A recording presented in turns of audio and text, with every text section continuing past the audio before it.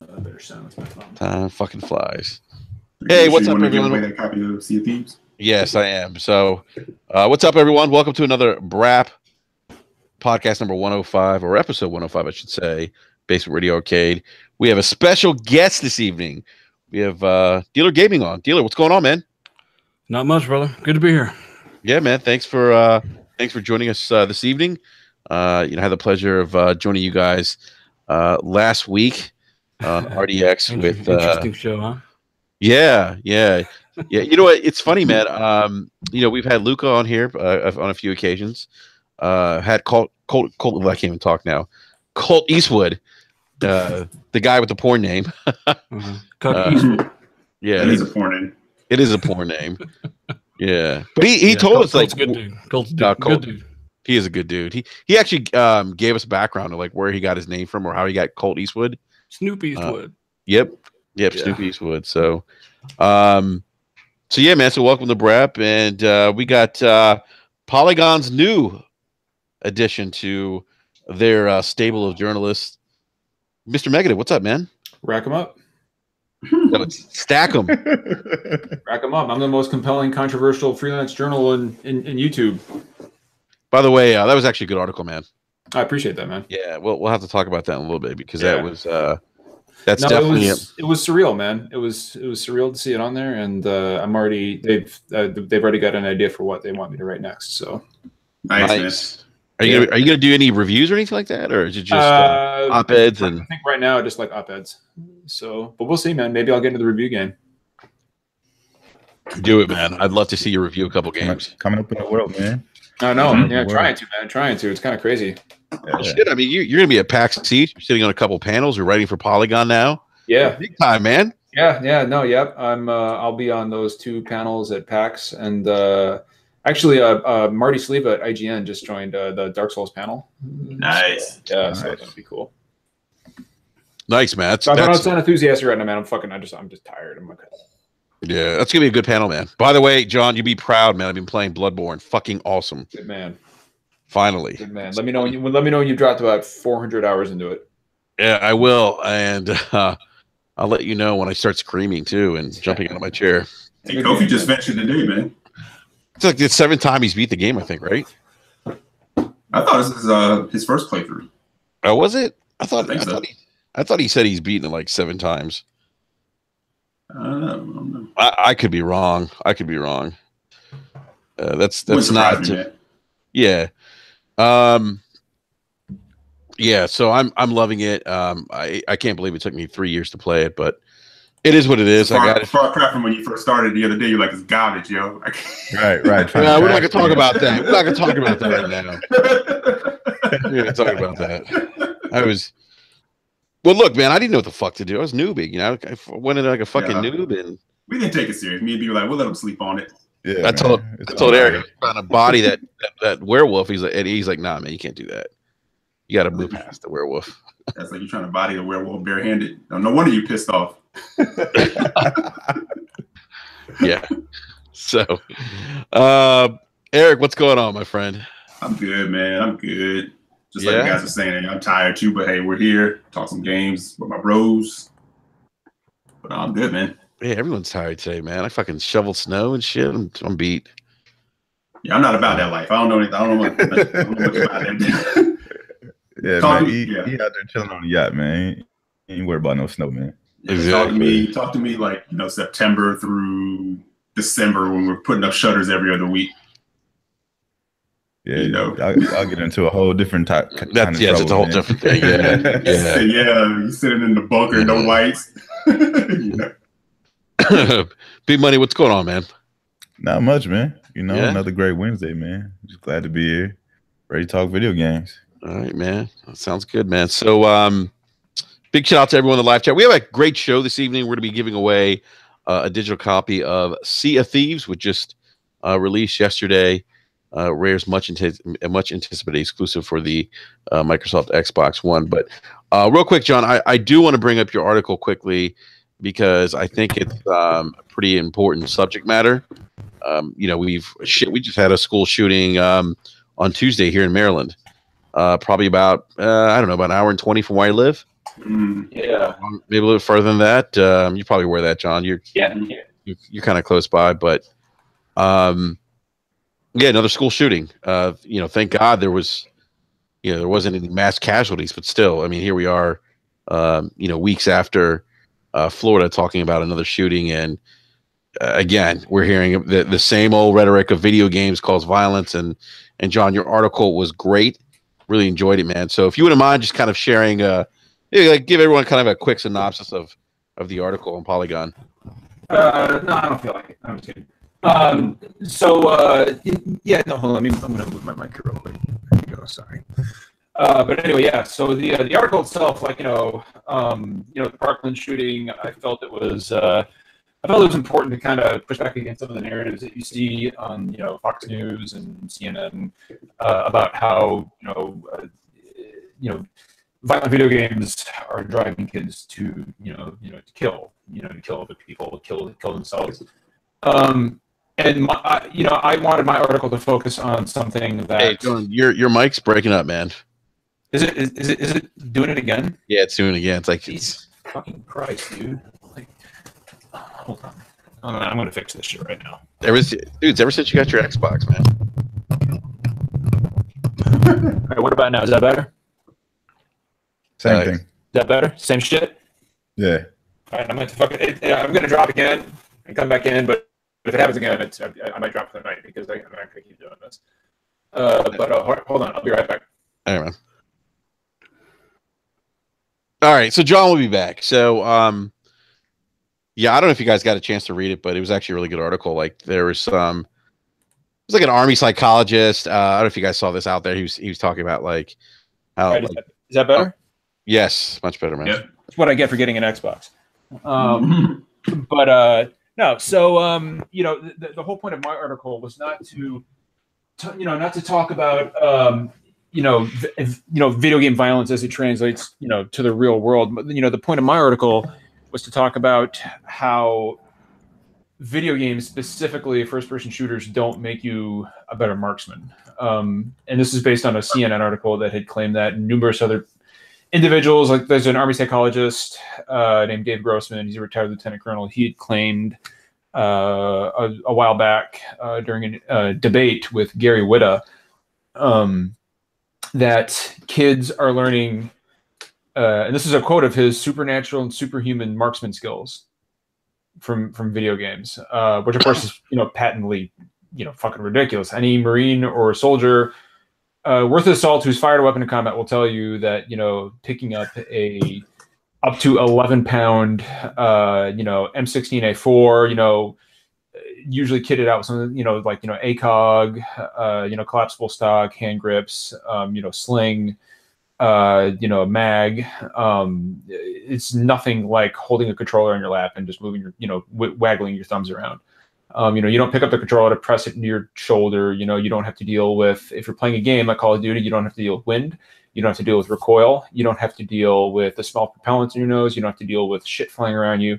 You don't have to deal with, people moving left and right in front of you. You don't have to watch your left and right lateral limits. You have to, when you're reloading a magazine in Call of Duty, you hit square, you hit, whatever the equivalent is on the Xbox. But in the real world, when you need to reload, you need to break your line of sight. You lower the weapon. You need to eject the mag. You need to try to put it away in one of your ammo pouches without losing it. You got to take the magazine, the new magazine, reload it, tap, rack, bang, rack a weapon, and aim back in and get your. There's a world of difference between playing Call of Duty and actually learning how to use a firearm. I played, before I joined the Marine Corps, I played Doom, I played Quake, I played Halo, I played Call of Duty. And, when I got to the rifle range at week 6 in boot camp, I unqualified and I almost got kicked out of boot camp because, every Marine is a rifleman first. So if you can't fire a weapon, then you can't be a Marine, period. But, that's, them's the breaks. So I eventually got better, but it was through firearms training, not through playing video games. And if you look at it, all you got to do is look at the statistics, and nobody with any kind of military and gaming experience is pushing back against these narratives. Just look at the stats. I mean, most of the time, violent video games have nothing to do with school shootings anyway. I mean, I'm not going to try to butcher his name, but the Virginia Tech shooter, his name was last name Cho. Yeah. He did not play violent video games. Adam Lanza, Sandy Hook, he played Dance Dance Revolution. 80% of mass shooters have no interest in violent video games whatsoever. That's an FBI statistic. So there it is. I mean, it's a silly narrative that is been thrown around for way too long by certain political parties and the gun lobby and the NRA, and quite frankly, I'm tired of it. Mm-hmm. And it's time that somebody with some actual military experience push back against that. Mm-hmm. Yeah, I think that, and I said this before, this is definitely one of those issues where, like, instead of people fighting over like console wars and plastic boxes and shit, this is the kind of shit that people would need to pay attention and get pushed back to, because this could potentially have ramifications to the gaming industry in a negative way, in a way that we probably don't want. Well, it's all about gaming regulation, right? This, and there are some people, in gaming who have called for games to be regulated, and I am never in favor of the government getting their fingers in anything. I want less government intrusion. It's one of the only things I agree with the GOP on is that we need less government control over everything, including games. Nobody should be asking the government to regulate anything, including video games. Now, are video games in danger from the government? No. Because they have already received their First Amendment protection, the same as art and movies and books and television and porn. So that's no. Video games are going to go anywhere. They can't regulate them, but what they can do is feed what is a completely false narrative. It's our responsibility, or the responsibility of people like myself who have both a lot of gaming and military experience to push back against that and say, well, no, you playing Call of Duty is not going to turn your son or your boyfriend or your husband into a special forces operator. It's also not going to make them a better farmer. It's not going to make them a better hacker. It's not going to make them a better wizard. It's not going to make them a better it's not going to make them a better plumber. It's not going to make them a better Prince of Persia. It's not going to make them a better assassin. They're games, and these things, well, they can increase your hand-eye coordination, but not to the level of being able to hit center mass on a moving target at 200 yards with iron sights in the real world. It's not going to happen like that, And people, I know one guy came back. He said, well, then how are they able to kill so many people at schools? And I said, well, you're shooting fish in a barrel at that point. I mean, you've got a hallway with one point of exit, one point of entry, and a huge crowd of people milling around. If you fire a weapon into that crowd, you're going to kill something. Mm-hmm. You don't need to be skilled with a weapon like that. But the whole point of the article is not to talk about the effect of violent video games on young minds, which that's a whole other conversation in itself. I mean, again, somebody said, well, John, you're a hypocrite because you wouldn't let, you've said you would not let your 9-year-old play Call of Duty. And it's, I'm like, yeah, well, that's true. I would not let my 9-year-old play Call of Duty, but not because I think the game is going to turn him into some kind of mass murdering psycho. It's because, the act of killing in that game, there's a reason behind it. There's a reason for what you're doing. And he is not old enough to grasp the meaning behind the action, which is why I don't want him playing that game, not until he's older. Mm-hmm. But these are all narrative. But these are narratives that everybody should be pushing back against. Everybody who loves games. I mean, we all know the truth. I mean, the studies have shown there is no causality whatsoever between violence in video games and violence in the real world. And it's time. It's time to move the conversation on to something different. So you're telling me if I play Final Fantasy 15, my magic powers won't improve in real life? No, you're not going to be able. And I tried it too. Like after 15, I went outside and I threw a butter knife at a tree, and I wasn't able to work at it. So can make some mean cup of noodles though. I did. Yeah. Did you?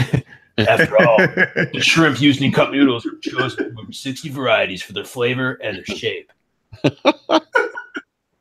Well, it's that. What does he say? What does he say? It's that magical fusion of meat, egg, and shrimp. Yes. All right. So, well, if Eric dropped a link to the article in the live chat, so anyone interested in reading it, definitely check it out.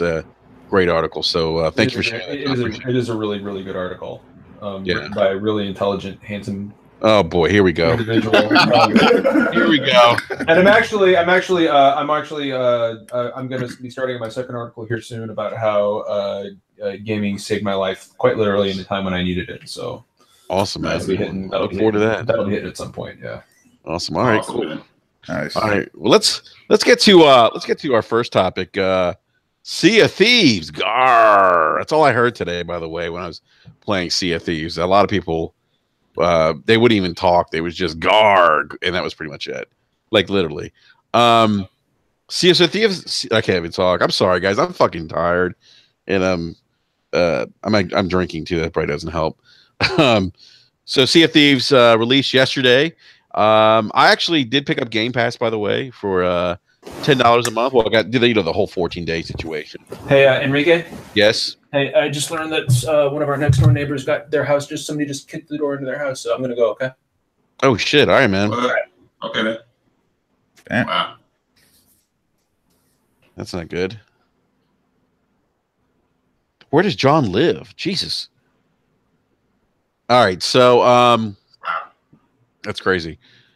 So where was I? I'm thinking of someone's door getting kicked in. Oh, Sea of Thieves. So Sea of Thieves released yesterday. I did pick it up on the Game Pass. Did anyone else pick it up? Not I.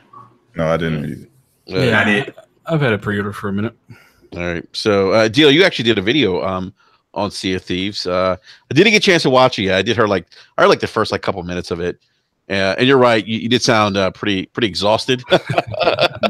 Yeah. In that video. But real quick, so this has been a game that's kind of been on I think everyone's radar. At least it's been on my radar for quite some time since we first saw. And in part because it's Rare. I mean, Rare is such a story developer. My experiences with Rare go back to RC Pro-Am, if anyone remembers that game on the original Nintendo Entertainment System. So a lot of that. Yeah, I played a lot of RC Pro-Am growing up, and so that was one of the first Rare games I ever played. Remember playing, and they're known for other franchises. I think GoldenEye is probably one of the more famous ones, and then Banjo-Kazooie, Conquer on the 360, Perfect Dark. Yep, and Donkey Kong on SNES. Donkey Kong, yep, you're right, and Cameo. Yeah. So yeah, they have a great story pass. I'll never forget when Microsoft announced they were buying Rare. It was literally, I mean, talk about sending shockwaves to the gaming industry at the time, because at the time, Microsoft was like the new kid on the block. For them to acquire Rare was just huge. I mean, no one saw that coming. If you would have said to someone, Microsoft's going to buy Rare, Nintendo's going to let that happen, yeah, you would have gotten laughed at. And so it was just such a big deal. And then, more recently they've been supporting the Kinect, which I never really agreed with. I thought it was kind of a waste of their talent. So here we are with Sea of Thieves. Dealer, let me get your thoughts on the game. You did a video. I know before you went live, you mentioned that you might possibly get some heat for that video, but just kind of give us your quick thoughts on Sea of Thieves. No, I just put it all out there, and those that support me, hey, they got to respect it, right? It's just facts.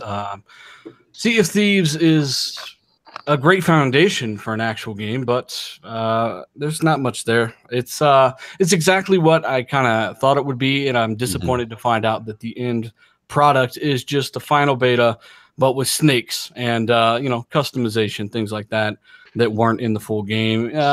Inflated prices included. So it's just it's one of those games where you literally have to make your own adventure. And I've heard a lot of damage control, even in my own comment section today. Make your own adventure. I don't want to make my own fucking adventure. All right. I want a narrative, a little bit of something here or there. Give me that Rare touch. And at least, I don't know. That was the worst thing I could have said right there. So you get what I'm saying, right? I want some of that Rare flavor in the game.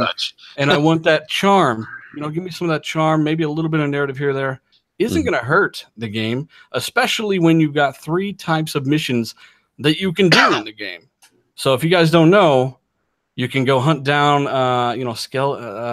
these captains, and you can go find some chests, or you can go find animals and deliver them. And to me, that's completely ridiculous. I think it's not got an end game at the moment. I think in 2 to 3 months, people are going to understand what I'm saying in the video, and they're not going to damage control. They're going to understand that it's just the way things are. It's a phenomenal concept, but with 4 years of development under it, it should be a phenomenal game.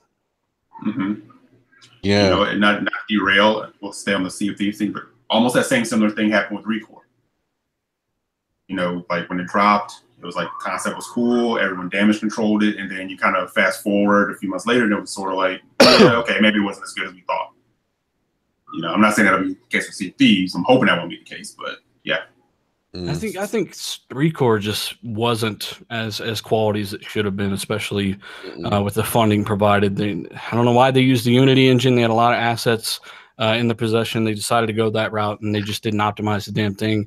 It is what it is. I'm not a Recore fan. I'm not into those types of games generally, but you know, there's a lot of fans out there of the game. Sea of Thieves will also have a lot of fans as well. But this game, people are comparing it to No Man's Sky, right? And I wouldn't say it's quite that bad. No Man's Sky is like a 61 on Metacritic. I don't think Sea of Thieves will quite hit that low, but Sea of Thieves has actual multiplayer, 4-player co-op, and if you role play on that ship, you can have a good time doing those limited activities. The Kraken thing is interesting. I had an engagement with one of those today. You know, we call them sea dicks. You don't even find the Kraken. You can't see him. If you dive under there, it's just murky water. There is no Kraken. It's just his limbs flailing outside of the water. So you can't even see him. Yeah. If you jump down, really? you jump down underwater, there is no Kraken. You see a fog of ink. So, you know, it's one of those things where, once again, the more I think about that 4-year development cycle, the more I get pissed off because it doesn't make any sense to me. What were you doing for 4 years? Water. I don't fucking know, and I can't tell. Water physics. No, come on. I mean, I'm not saying that to like joke around. I mean, I know. I really think they put a lot of time in the water and in the environment. Unreal Engine 4 is extremely capable in all aspects of modern rendering, and water is one of them. People are running around saying the water is powered by the cloud. Absolutely ridiculous. They have cloud elements in the servers there. That's one reason that if you kill a skeleton, right? Yeah, there will be a slight input lag. You'll notice it's like you're not in game mode on your TV. You'll shoot the skeleton, and it'll just kind of explode and die. But it's just got a slight delay to it. That's the cloud aspect and the money sinking when you transfer the chests into the buyers and all that. But the water itself is locally rendered by local hardware. Oh, and wow. that's all through Unreal Engine 4. So I'm not really sure. People kind of took that cloud thing out of context, just like the Four Titans thing. Stupid idiots just talking about stuff they don't know about. So once again, you know, chicken wild, man. By the way, D-Lac, I have to say, you know, before the Xbox One X came out, I used to listen to a lot of your like your breakdowns on hardware, like talking about the X. I know a lot of people used to compare like the PC to the X and stuff. And I remember you like putting out videos, and I always thought they were very informative. So I'm proud to say those videos were almost 100% accurate. You know, they just were. They're still up. Go check them out. You know, so I don't know, man. You get a lot of shit because people don't know what you know, and then they end up looking stupid 6 months later. I think it's a healthy trade. I'll trade it all day long. Yeah, see, but that's what people have to like step back, man. You know, somebody trying to like educate and be honest, and you know. Like, be honest when you need to be honest and tell the truth about everything. You know, when it's good, it's good. When it's sort of not good, it's sort of not good. But it's like, if you're not saying what people want to hear, even if you're lying to them, you know, it's sort of like they get pissed and don't know how to put that in perspective. It's like, you know? Yeah, and people don't like it. I don't know. I tend to keep shit real as often as I'm aware that it needs to be real, right? So pretty much all the fucking time. And I got some guys in the comments of today's video even that have been rocking with me for years, right? Wow.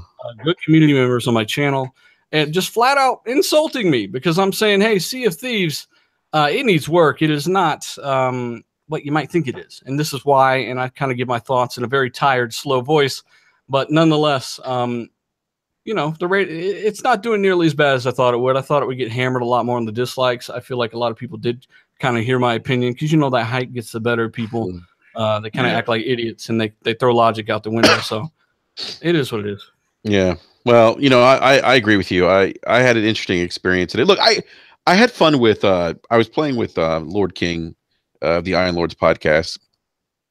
And look, I think Eric, we talked about this earlier. You could go to like Bible class with Lord King and come out there like laughing your ass off and having a good time. Like, that's a skewed perspective, man. Like you can go to a funeral and be rolling with King, man. Yeah, like King is just that guy, man. Yeah, like I was having a blast. King's in there, he's laughing, he's doing his pirate dance, and he's like, "Look, my dude's crip walking." I mean, he was just being funny. We having a good time. But the guy that we were playing with, and he was, I forget his name now, it escapes me, but anyhow, he was kind of like the captain of the ship by default, and he's like, all right, we're gonna get a bunch of gold, and so we went to the whatever guild it is that wants gold. I forget the name of them.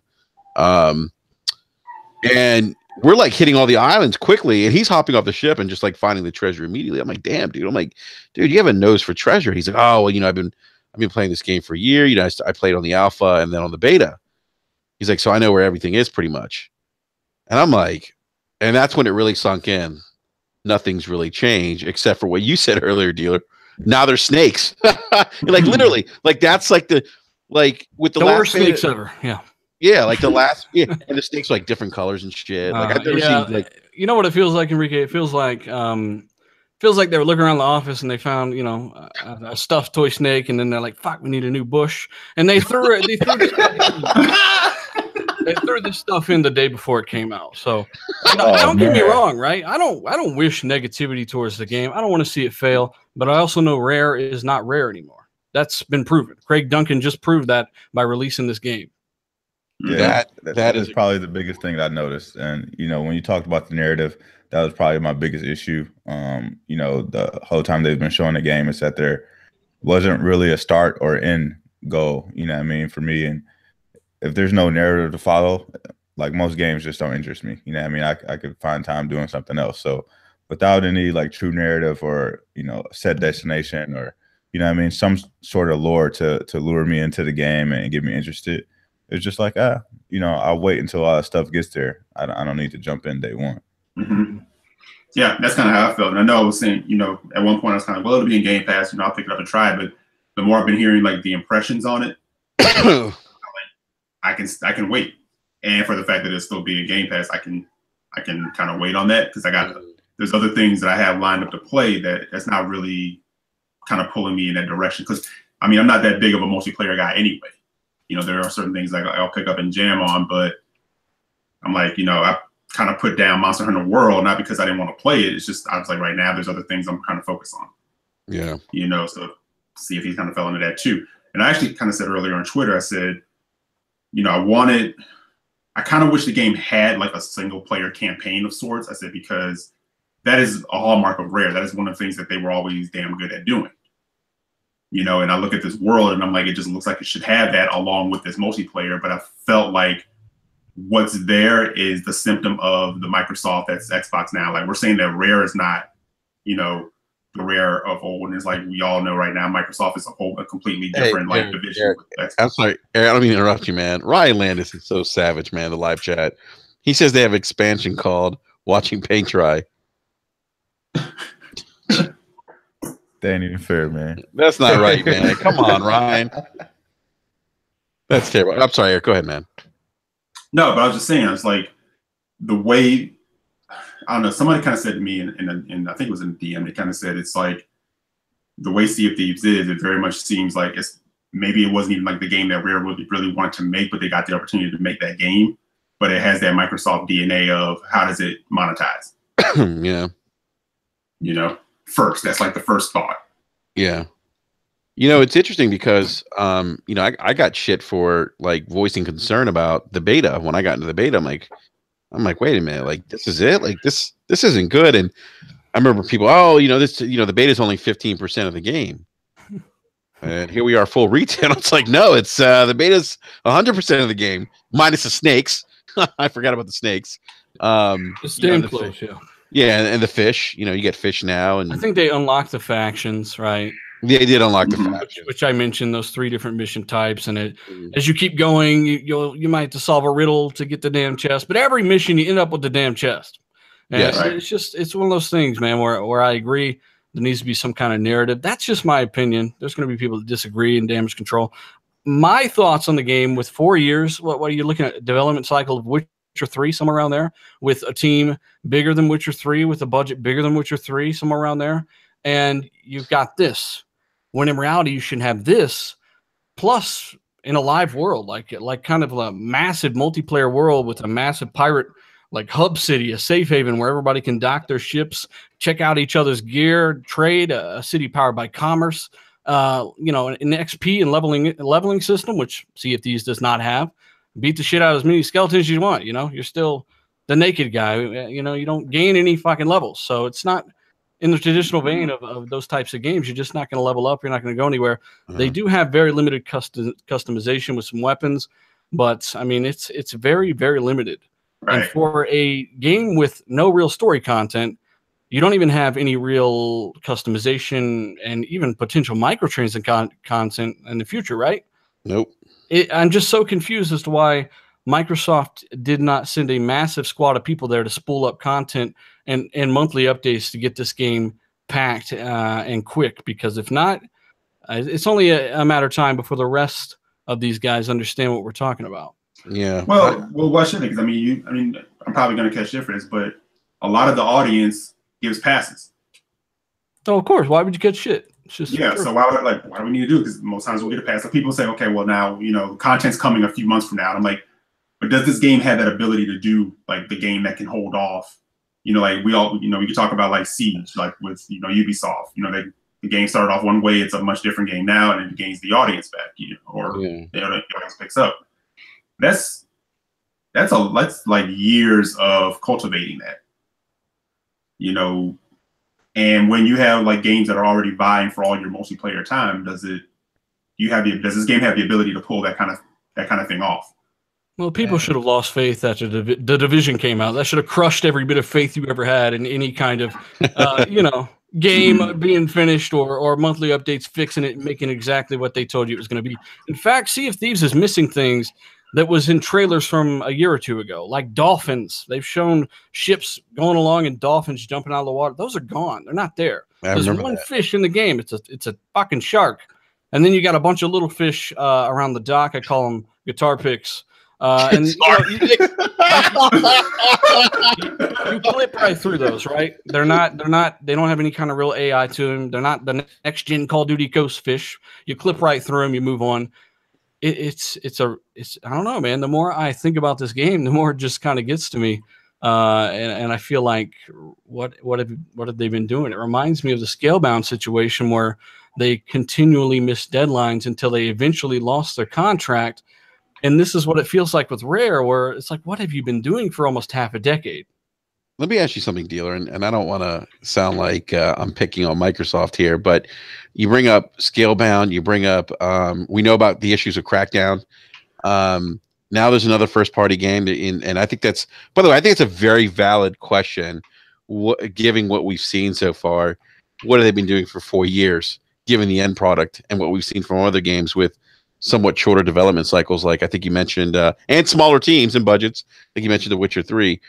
Is this just a glimpse, further another example of maybe some of the irrelevant native says I'm picking on Microsoft. Is this kind of a further insight into maybe some of the issues internally that Microsoft has from a first party perspective? Well, for one, Sea of Thieves is a dinosaur from the Matrix era, for one. So we got to get that out there. That was Matrix thing. For the concept of Sea of Thieves at Rare, he was still kind of involved in that in one way or another. And management's changed around with Shannon. Hopefully she gets changed out of any management, because I'm not a big fan of her either.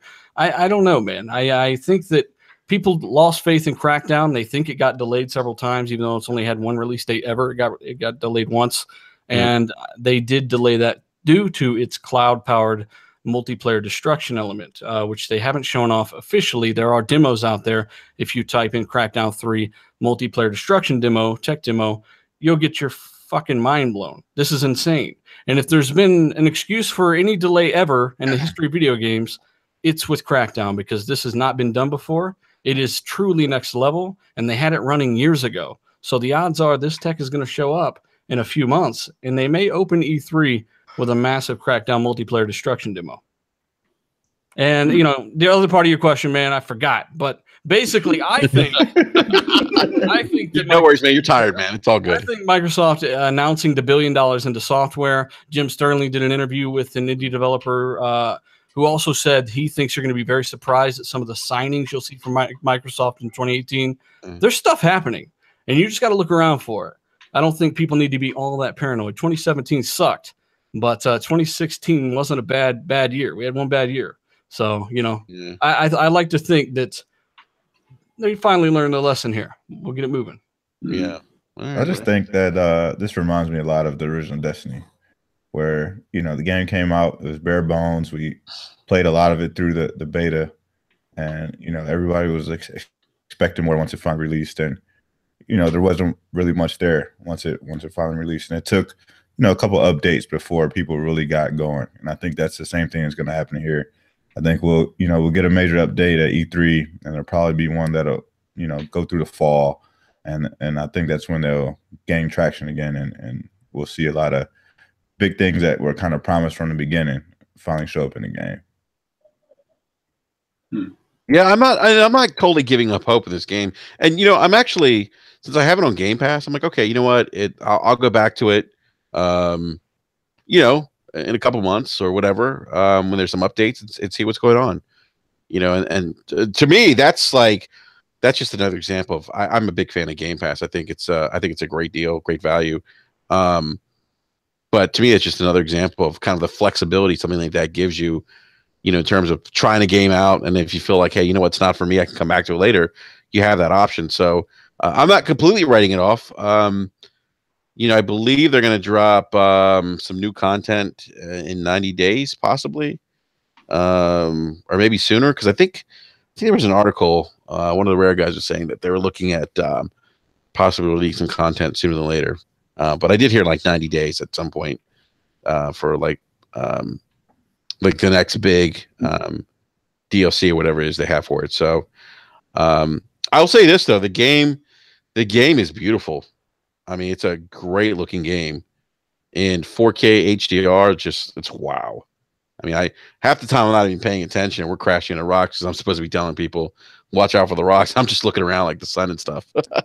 So, but yeah, it's a really good looking game.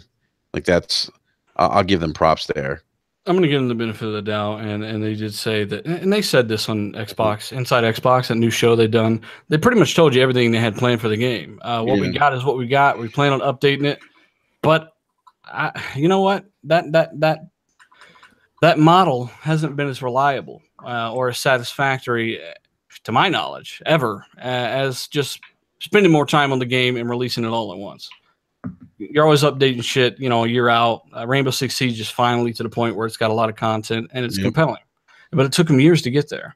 And with Sea of Thieves, it's like, you know, you really want to do that? So I give them the benefit of the doubt. It is rare, but at the same time, it is bare. We'll say that. Mm-hmm. Yep. So, all right. Well, anyone else have any other thoughts on Sea of Thieves before we move on? Nah, fam. B-Money, you guys get Game Pass, man, so we can run a couple missions. Nah, man. I told you, wait till December. December through February is when I get Game Pass. I catch up on all the games for 3 months, $30. Can't beat that, man. We get they would be playing, man. I know, right? Yeah. Consumer first, man. Consumer first. There's no twisting the arms here on the podcast. If that's yeah, I've been trying to get you guys on PUBG for forever. PUBG's got another update, by the way. I told you I'll get on PUBG when they decide, like, of the preview games, to put a free trial in there. Man, come on, a bunch of cheap ass motherfuckers. Thank you, dealer. Yeah, I'm on your side here. Come on. Yeah. You know, I'm just going to gift you guys the game, I think, at PUBG at this point. So, come on, it's only $30, man. Just check it out. I think Game Pass is an absolutely phenomenal value, no matter what you decide to do with it. I mean, play one. I mean, people pay $8 to rent a game for a week. You got $180 for a month for $10. I mean, that's nuts. Shit, Enrique's selling it like a different way. Like, I said, I have a ton of stuff lined up that I'm already playing, outside of the Game Pass. But I said when State of Decay rolls around, then that's probably when I'll go ahead and jump in because I'm kind of waiting for that sweet spot. Yeah, because I didn't really rock with the first State of Decay, but this one, it looks interesting, so I'm down to try that. Yeah, Irrelevant Native says, "Don't you know $30 games aren't a good buy, man? That's not cool anymore." Oh my god! I mean, with Hellblade, it was fine. It was fucking great. But with State of Decay 2, no, that's a no go. That's the worst thing I've ever read in my life. When I was like, really? This is what we're doing? Really? Yeah. So, some of the best games I played as console gen were like $20. Yep. Yeah. And that's what I said too. Like I was saying, like with Sea of Thieves, like I said, Game Pass is great. I'll be ready to try it out. But then I started seeing like more impressions. I was like, yeah, I can wait. I don't know if it's like ready for me just yet. So I'm with B on that one. I'll tell you, man. When State of Decay 2 comes out, it's the time to get it, man. Enrique's like Mikey. He'll try anything. State of Decay 2 is going to be fire. State of Decay 1 was phenomenal. So this is State of Decay 1 with co-op and just extra shit. Yeah, that's what I'm saying. Like, well, with Game Pass, what do you have to lose? I mean, you jump in there, you try it, you don't like it, then there's 100 other things in there that you can jump on and play, So, no, it's definitely it's a great thing. No, man, it definitely is. Like I said, I mean, when I fired up the Xbox at midnight and Sea of Thieves came, I was like, "Are you already owning it?" I'm like, "Yes, Game Pass, sweet." It was there for me. I was ready to go. So you guys will get it eventually. Everybody's like, now I got to go to bed. I'll play it in the morning. No, I couldn't get it. That was the other thing, by the way. I couldn't get in any fucking game because the servers were messed up for about 45 minutes. And yeah, was it as bad as people were making out to be? No, I've seen some dudes. I've seen some dudes in the chat already acting like it was AIDS in video game form.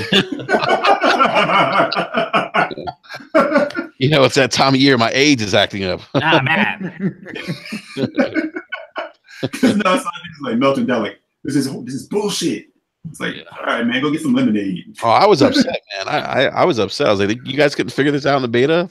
Come on. Well, you gotta imagine Game Pass is rumored to be just over 2 million subscribers already, and a lot of those guys are jumping on Sea of Thieves day one.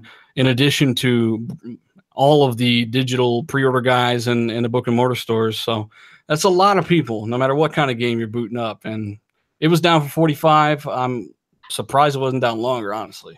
Yeah, it was their first Game Pass run. I'll say that. Yeah, and then they stopped. They stopped letting new people in. Yeah. Yeah. So I couldn't get in. I couldn't get in till I got in like at 5:30 this morning. Yeah.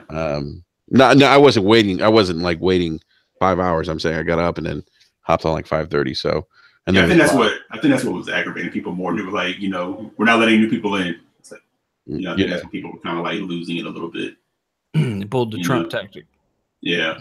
But I mean, but with that, I kind of I look at people that say like, like be patient. This is just the world we live in now with games, and it's like, it's like, how about no? How about it should work when you get it? That'd right. Let's not go down that rabbit hole. Yeah. It should be there. It should be ready to roll and ready to rock. But you can understand it kind of taxing, and that's why you had all these betas and different things. Mm-hmm. I'm curious to see like how many people from Game Pass like tried the game out. Like I wonder if they'll release that number. I'm just curious because I always thought the cool thing about Game Pass, it obviously it has a potential of creating a higher level of engagement where you get people to try out stuff. So I wonder what that number is because I think they're saying like 350. They said like the first 2 days over 1 million unique players or something like that on Sea of Thieves. Yeah, I'm thinking. Yep. Yeah, so and that's just one game, I mean, And Sea of Thieves, it doesn't appeal. It didn't even appeal to me. When they announced that all those exclusives were coming to Game Pass day one, I was like, you know what? I was on the fence with Sea of Thieves. It's not really my thing, but I might Game Pass it. I felt pretty comfortable with the final beta. I kind of had a little bit of fun, thinking there was more to come. So I bought it, and then I played it, and I'm like, this isn't what it should be, but it's one of those games you can kind of sit back and chill and just do your thing too. It's not a stressful game to play at all. No. Yeah, we were kind of saying something like that, and like in the DM. We were saying like it could be like that casual multiplayer party chat game that could end up being a hook for it. Yeah. You know. Yeah, no, definitely. But then outside of that, guys, we got to get you on PUBG. I might just have to gift you guys that because it is running better now. Like they just did another patch. Now, Deal, are you still playing? You're not playing PUBG, are you? I wasn't really a big PUBG fan, and after playing Fortnite, PUBG's almost running half as good as Fortnite is. So I'm a little more inclined to maybe jump on Fortnite if I do return to that battle royale type game. Gotcha. Yeah, 60 frames locked, you just can't beat it. No, you know what? It's funny. Man, Fortnite looks good. Yeah, everyone's been telling me about it, and I think we talked about it on your show last week. I still haven't tried it, but because I got sucked back into PUBG because I'm like, yeah, the new update and more stable frame rate, and now you can see when people are jumping out of the plane. It shows you like a seating chart. I'm like, yeah, the little things. We don't ask for much. Yeah, we don't ask for much. It's like Southwest Airlines, brought to you by Southwest. Exactly. Why get away? You got both options, right? So whatever you're feeling, jump on it. Yeah. So yeah, I'll try. I'll eventually try it out. It looks interesting. So, every day Fortnite's free, cost you nothing. It's like it is free. Yeah, that's right. It is free. So get to know those middle schools. Yeah, exactly. All right, so we have NPD numbers. NPD numbers dropped yesterday. I feel like they're I don't know. I feel like they're coming out faster than what I remember. But I know, right? I feel like I was like, damn, did we just do NPD numbers? Yeah, like I'm like, wait a minute, did we just say? Did Matt just release NPDs? And so Matt Piscatella, who we've had on this show, released or tweeted out some of the NPD numbers. So we'll go over those things real quick. I want to give a shout out to everyone in the live chat. Remember, hit that like button, and yes, we'll be giving away. I think either a relative native or Chicken Spaghetti said, Enrique, why do you want to give away a game that no one wants? But we will be giving away a digital copy of Sea of Thieves. So subs, dude. What's that? I'm saying, I said we're gonna lose subs. Yeah, right. I'm joking. So, oh my god, awkward. Yeah, nobody will be mad at a free game. Trust that. Yeah, I wouldn't say nobody wants that game either. I mean, right, exactly. Like I don't think it's going to be as low as a lot of the games I heard people bragging about 2 years ago. So, right. I think it could be a good time. Now, if you were like, we're going to give away a copy of NBA Playgrounds, like, bye. Yeah, like like Godzilla or Knack on the PS4. Knack. All right, guys, we have changed the giveaway. We'll be giving away a copy of Knack and a poster of Mark Cerny. Mark Cerny's a weird looking dude. So leading the charts at software, Monster Hunter World again, top chart for NPD. Yeah, how about that, people, man? They were sleeping, man.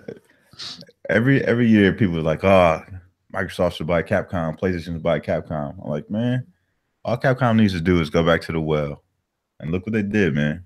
Went back to the well. Monster Hunter doing a thing for them. Mega Man is going to do numbers for him. Street Fighter has had a resurgence. They're about to drop the collection. People are going to go crazy over that because it's got multiplayer on it. Capcom's doing their thing, man. They're coming back slowly but surely. Yep. I was actually surprised to see them chart number one. I mean, obviously, I think it's great for them, but I was kind of surprised. But it's another game I need to get back to. I left it for PUBG, and God, I gotta get away from PUBG. It's just like fucking crack. When's the last time you did crack? When I played PUBG. Crackheads are like, you just don't know, man.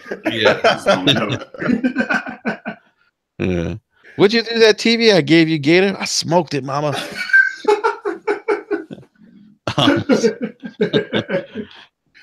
You pulled from the well on that one, man. Yeah, I did. I went, yeah, that's yeah. Call of Duty World War II, number 2, NBA 2K18, number 3. Money, you might be happy about this one. Dragon Ball Fighters, number 4. And another good game. And the game that just won't go away in terms of charting, Grand Theft Auto 5 at number 5. Stop buying this game. God, it's ridiculous. Man, everybody owns Grand Theft Auto, man. I think my mama owns I the think game. Rockstar's buying their own copies now. They're trolling people. They're going to the stores and just buying them. Oh man, No, but seriously, who is buying Grand Theft Auto 5? How does this keep happening? I think it's salty. It probably is salty. Salty's got like hundreds of copies. it's like for every console somebody picks up, they pick up a copy of GTA 5 with it. Yeah. Something that's crazy, man. Salty says he's bought GTA 5 4 times. See, he's part of the problem. Yeah, he is. Yeah. I'll admit that I actually purchased it twice. So, Shadow of the Colossus, number 6. Nice. Yeah, it's actually nice. I still need to go back and finish that game. I haven't finished it yet. Good game though. UFC 3, 8, Kingdom Come Deliverance.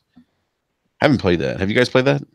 Nah, not yet. Nah. I played it. I'm surprised it's up there though. That's good because that is a newer team, I think, published by Deep Silver Warhorse Studios, I do believe. Warhorse, yeah. It's like a AA game in the modern age, which is very, very rare. And it's like it's an old style RPG. It's very slow. It doesn't hold your hand, and there's an audience for that. Mm-hmm. Well, that's and you mentioned AA. That's good to see that game charting top 10. So we don't, like you said, we don't see many of those AA games anymore. Let's see, Mario Kart 8 number 9, Super Mario Odyssey number 10, and Mario holding down the spots. What's that? Look at Mario holding down the spots. Yeah. So I'm not going to go through the rest of the last 10 because I don't want to. Anyhow, whatever. Nobody cares after 10. Nobody cares after 10, right? I will say that Legend of Zelda: Breath of the Wild's and number 12, which is still pretty good. I mean, considering when it came out. Yeah. Witcher 3 should still be number 11 then, huh? Because it crushes that game. Which in every way. Witcher 3 is cinematic Zelda. Witcher 3 is what Zelda wishes it could be. It's great. Witcher 3 is my next playthrough. Yeah. Hardware spending's up 55% from 200 to 360 million. PC console software was flat. Accessories were up to 282 million, up 35%. Sweet. We care about accessories, right? Yeah. It's crazy. People are still running out buying new controllers and stuff, headsets. It's crazy. I think the top selling controller was the DualShock 4. Yeah.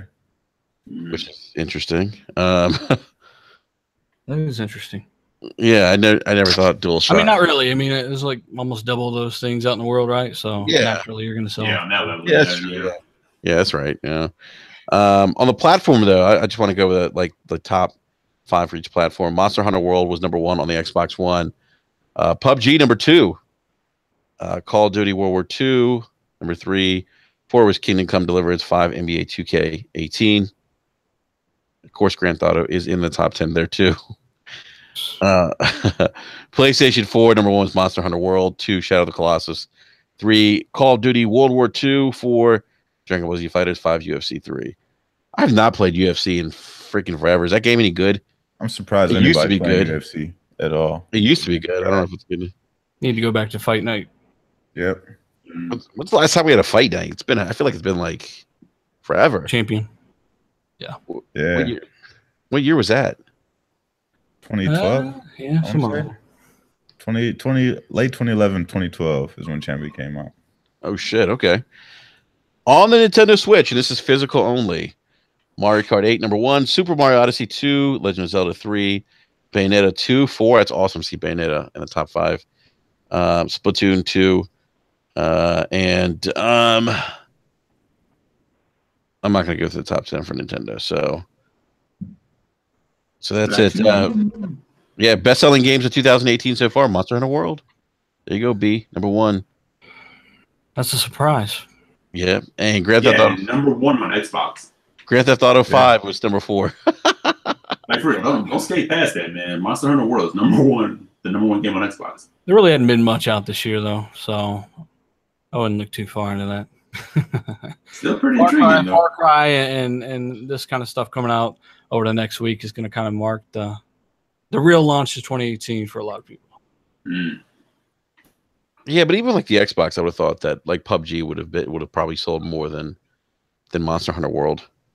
PUBG sold the bulk of its units before Monster Hunter was even out, I think. When did Monster Hunter come out? January? Yeah, PUBG was already selling for at least a month. I mean, they sold like 3 million in the first month, I think. So, something like that, yeah. Yeah, I think it was 3 million, yeah. All right, cool. So that's NPD, and we're going to try to get Matt Pescatella back on to talk about numbers with us. I got to reach out to him. Hopefully, get him on next week. But yeah, anyone have any other comments, thoughts on NPD from February? No. All right, cool. We shall move on then. Things are selling. That's good. Yeah, the industry's healthy. That's what I like to say. The industry's healthy. Consoles are doing well. We got a lot of games coming out. So, yeah, so it's good. So, speaking of gaming, other games that are coming out, we saw some God of War footage, and I just want to say I thought it was garbage. Man, get out of here. No, I didn't think it was garbage. I actually enjoyed it. I thought it was pretty good. Yeah, I'm not sure how I feel about playing with Kratos' son though throughout the entire game. I don't know if that's something that might, I don't know, get on my nerves a little bit after a while. What's the game room at? 25, 30 hours of gameplay? Is that? Yeah. Yeah. Just need an option. In the setting in the options menu, abortion mode. You never had the kid. Oh my, savage. That's savage. Yeah. Boy. Irrelevant Nady called it God of Rise. Or Rise of War 4. Yeah. Salty says the son is annoying. That's the part that concerns me with the game. If I have any minor complaints, I just worry that the son might be a little annoying. Because he was like, yeah, do I shoot now? And then Kratos was like, boy, no. Or it's a terrible Kratos voice, but you get the point. I don't know. I think it's kind of dope, man. Especially, what I mean? Because my sons are older. Yeah. So like anytime we go out to do stuff, what I mean? They don't know. So it's just like you got to kind of go through those growing pains. So I get his perspective. Yeah, and then some of the preview event stuff that I've been listening to, like in different podcasts, they say like he's actually very integral to the gameplay and to the some of the things that are going on there. So it didn't come off as too annoying. So that's definitely reassuring. So. Well, we did see like that boss battle where you had to. I think you were controlling the sun while you were fighting the boss. I think you were hitting a button or something where he would shoot an arrow, kind of distract the boss or something. Did you guys see that?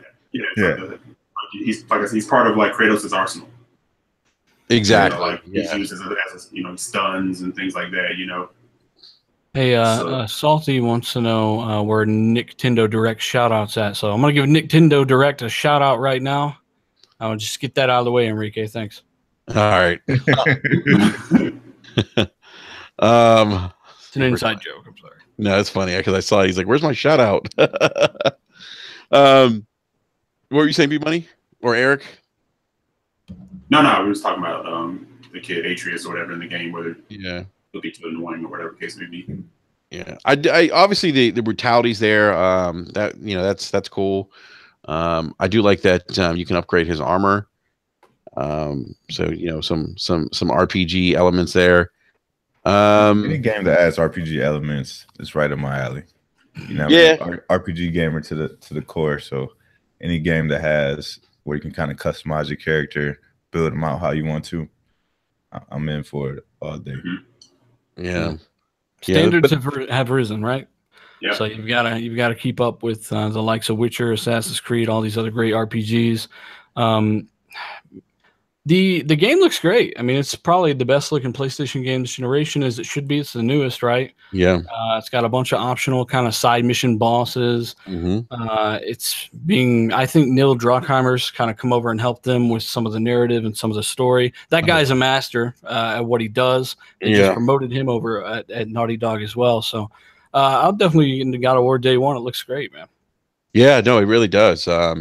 I was reading Jeff Keighley has played about 2.5 hours of the game, and he said it's a faithful yet deeply evolved version of the classic. He said across every dimension: combat, story, puzzles. We talked about graphics. So I'm excited. I mean, Santa Monica pretty much took a. I think anytime you take a franchise like that and completely turn it upside down, and to try to create something new. They had to. Yeah, well, yeah, they had to. Sony was like, we don't want it. Sony saw their first concept, which is more related to Ascension and 3. They said, nah, get the shit out of here. Bring us something different. And they brought them what they have today. So that's great. Yeah, no, yeah, I kind of feel like Sony, for all intents and purposes, you can kind of tell from their treatment of certain games, not just like their games, but how they get behind them. What the hell is irrelevant, Nate? Oh, wait. I'm sorry, Eric. What is irrelevant? In the nuts, son. What is he talking about? Boy.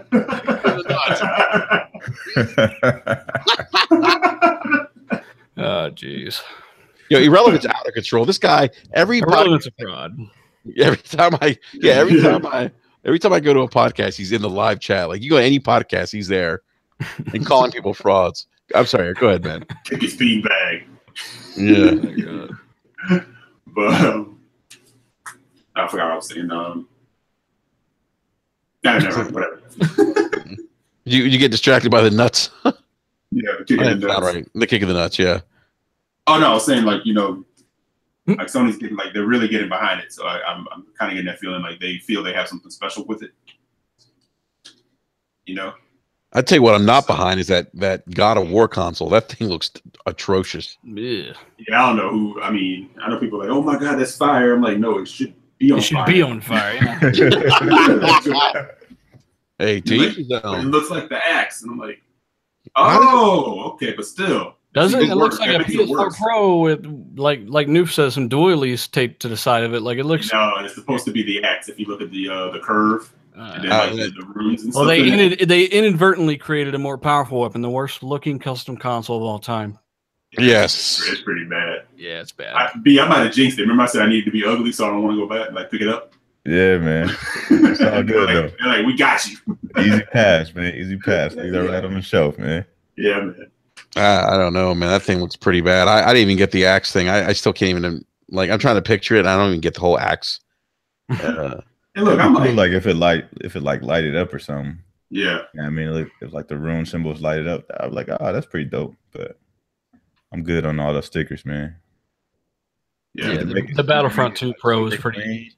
Or go like super hard with the custom design, man. That's how I like it. Mm-hmm. Yeah, we haven't had too many like good customized consoles this console gen, I don't think. No, definitely not like last gen. You know what I mean? You think back to, the Gears console, the Star Wars console. That R2-D2 console was... Yeah, man. Like, I'll never let it go, man. That can go on the shelf and you just put it on the shelf and they can be there. I don't know if you guys have seen the Gears 4 X1S. That thing's phenomenal looking. It looks great. Yeah, that one was a good looking one. I've got that in the other room. Yeah, no, that was probably Microsoft's best, and that controller and that red. Because didn't the console have yeah, they have damage? Video on YouTube and there's gashes and stuff, kind of like a swarm claw marks, kind of, and they literally show you the video of them laser etching that into the console, and the console catches on fire. Like it's real deal. Yeah, they went all out on that one. That's actually kind of hot. That's the best console, I think. I think of all of the customized consoles, probably one of the best ones this console gen. Yeah. The Sony Arkham one was okay. That was custom. That like Batman on the top. That one was okay. Yeah, it had on the faceplate, but yeah, it wasn't bad. It wasn't bad, but yeah, the Gears one, they definitely went all in on that. I don't know. Like I said, someone should do that concept I talked about. Treat them like Happy Meals. Just put the stickers in the box. Yep. Yeah, man. Let people put them all over the. Oh my god! Get a Happy Meal with your PlayStation 4. Yeah, man. For your purchase of God of War, boy. Take out the fucking trash. Yeah, right.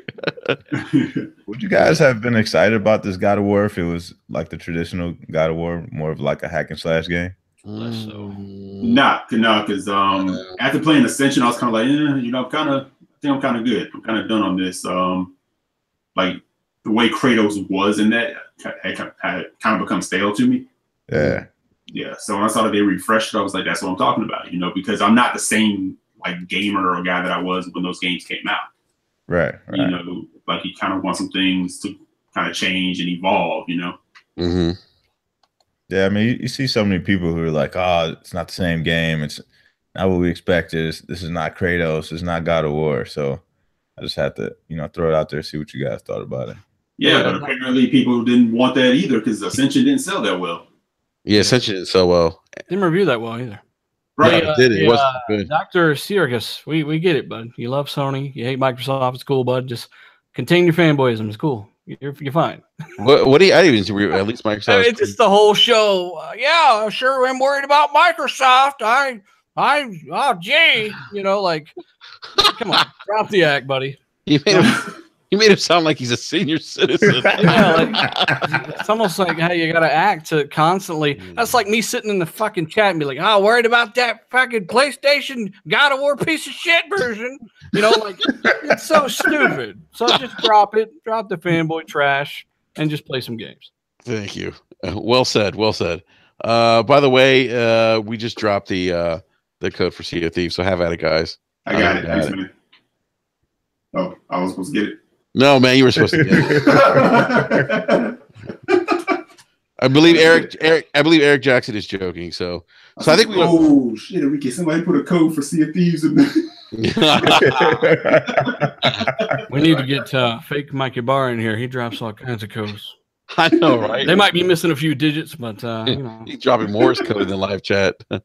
That fake Mikey Barr, that shit's hilarious. Yeah. So I think we can all agree that this game looks hot, and I think we're all excited for it. I know I'm definitely picking it up. So I'm not. You know what's funny? I'm not getting a PS4 Pro, guys. I'm still holding out, even though I have the X. Still holding out. I don't want to spend the money on new consoles just yet. I think the X was a much more necessary upgrade than the Pro because the PS4 already had that little bit better looking games with the 1080p and all that more commonly anyway. So the X is, and plus the Pro, honestly, because I got one as well. Generally you're just getting resolution bumps, and that's just about it for most games, especially first party. Mm-hmm. And you have to decide if that extra, I don't know, a couple of million pixels is worth $400 to you. Yeah, no, I'm gonna hold out. Like I said, I was telling the guys, 2020, I think, is when we'll see new consoles. Well, at least according to Matt, NPD, he's saying 2020. So I can hold out for a little bit. But B Money, what's a game you're looking forward to by Bandai Namco? It's coming out. I can't remember. Talking about Ni no Kuni 2? Ni no Kuni 2, yeah. Are you picking it up? Drops on Friday, yes sir. Yes sir. I heard good things about it. Yeah, you getting beat? You getting it on PC or PlayStation? You're coming on both, right? Yeah, I'm getting it on PlayStation. I got originally pre-ordered the collector's edition, and there's a little bit of confusion because there's like 4 collector's editions, and the UK actually gets the better of the collector's editions because they get the King's edition, which comes with the hardcover art book, and it comes with the soundtrack, and it comes with like a music globe where it has like all the characters on there, and it sings like one of the songs from the game.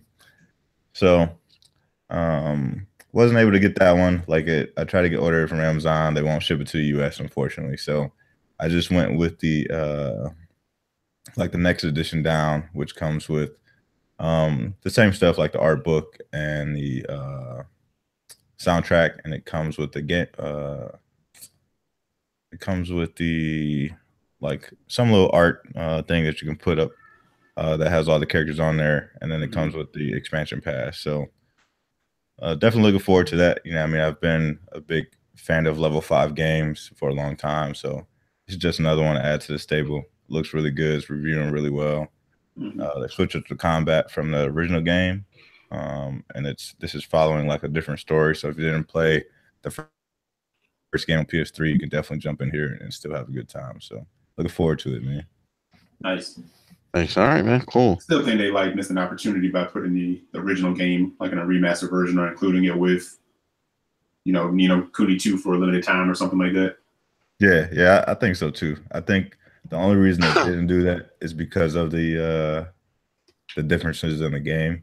Mm-hmm. You know what I mean? Like they probably didn't want people to expect, one thing going into the second game and not getting that.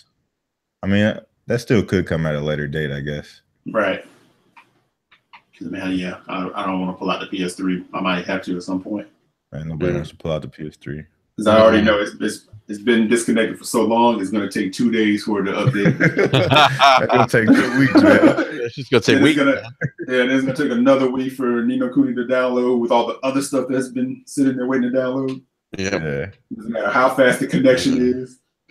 Oh my God. That's funny, man. All right. So, gentlemen, we're going to go ahead and wrap up the podcast. We had 3 topics this evening. We went through our topics, and this was a short one. And, hey, big shout out to Jay Fonzarelli. What's up, Jay? Hey, what's up, everyone? It's Jay Fonzarelli. He's got the deepest voice in, like, podcasting. Good to see you in the live chat, Jay. And big shout out to everyone in the live chat. Thanks, everyone, for stopping by and hanging out with us for a little bit. Remember, hit that like button. And Dealer, man, thanks again for hopping on tonight. I definitely appreciate it, man. No problem at all, man. And shout out to Jay. He'll be returning to RDX this Tuesday as well. Nice. All right. Awesome, man. I know he's putting out a video, I think, tomorrow or Friday, if I'm not mistaken. So definitely looking forward to that, and looking forward to him on RDX. And a big shout out to your other co-hosts too, the Ash and Luca. I was on the Scumcast with her this past weekend. Always a good time on Scumcast. So the Tiny Ash and Fraud, yeah. She'll be there as always, as well as Cold Eastwood and D-Batch, and of course Jay and whoever else we might have on. Awesome, man. So, Dealer, where can everyone find you, man? Oh, if you happen to give a fuck, you follow me at Dealer_Gaming on Twitter, and of course YouTube, same thing, Dealer Gaming. Awesome, man. Awesome.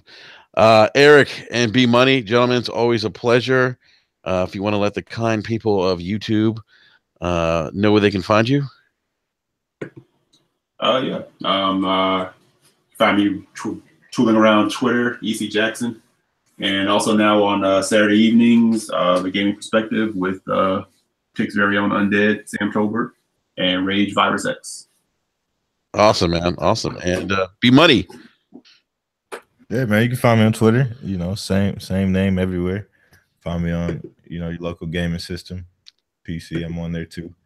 And then right after the Gaming Perspective on Saturday evenings is a Tick podcast. So you can hop over to our network and check us out at 10:30 Eastern Standard Time on Saturdays. We should be back this week with some great thoughts on Sea of Thieves. So definitely come through and check that out.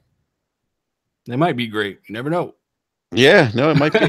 You never know. I mean, they could turn things around, Might be a refund horror story you might be hearing about instead. You never know. Yeah. By the way, big shout out to Rome S. He actually redeemed the Sea of Thieves code. So congratulations, man. Enjoy your adventure. Remember, you make the adventure at Sea of Thieves, whatever that may be. So time to make the donuts. Yeah, time to make the donuts. And you got to make the adventure, so you got to make your own. When I said you got to make your own adventure, I'm like, I do that shit every day, man. I go to work. I don't think that's something that Rare ever said. I think that's damage controlling, dudes that can't handle an opinion that's not so in favor of the game. So I don't know. I wonder. Power water. Power water. What were you saying, E? No, I think Dylan's got a point. I don't actually remember Rare ever saying that. I thought they did. I don't know. Maybe so many people. Maybe enough people said it. Marketing material, then it'll be easy to find. But if some random dev say, "Yeah, you can make your own," that's common sense. You can do that in any game, right? So this is true. This is true. So, yeah. So, Ro, man, you're welcome. Our pleasure, man. Enjoy the game. Don't crash into any rocks. Watch out for those snakes. They're a bitch. So, we'll catch you guys next Wednesday again, 9 p.m. Eastern Standard Time. Again, big shout out to Dealer for joining us. Check out his channel and his podcast next Tuesday, RDX podcast. And shout out to Mr. Megative, who hopefully everything's okay. I guess his neighbor got broken into or something. A big shout out to him for stopping by and chatting it up with us and talking about his latest article and Polygon. So, all right, everyone, have a great rest of the week. Enjoy your weekend gaming, and we'll catch you guys here next week, same time. Peace.